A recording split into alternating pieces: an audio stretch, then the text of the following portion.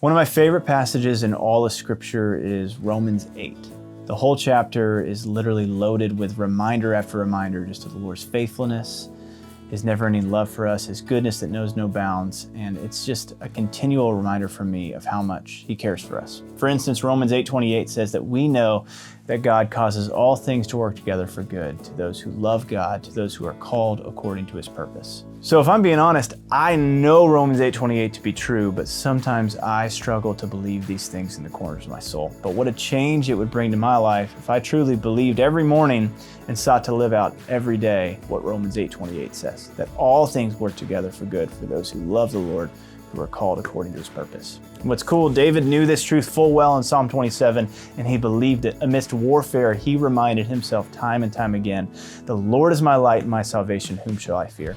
The Lord is the defense of my life, whom shall I dread? When evildoers came upon me to devour my flesh, my adversaries and my enemies, they stumbled and fell. Though a host encamps against me, my heart will not fear." And he said, "Though war arise against me, in spite of all this, I shall be confident." That's Psalm 27, verses 1 through 4.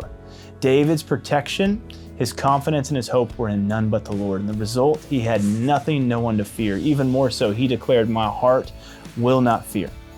If it was for God's glory, then David knew it was for His good. Does that mean life is super easy? Honestly, no. Sometimes it's the exact opposite. It's harder.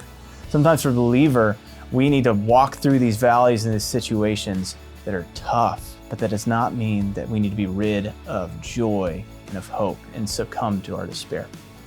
And then David says this in Psalm 27, verses 13 and 14. He says, "I would have despaired had I not believed that I would see the goodness of the Lord in the land of the living.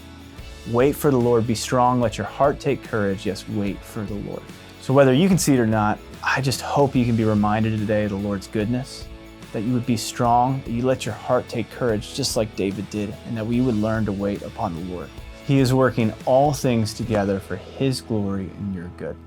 All things.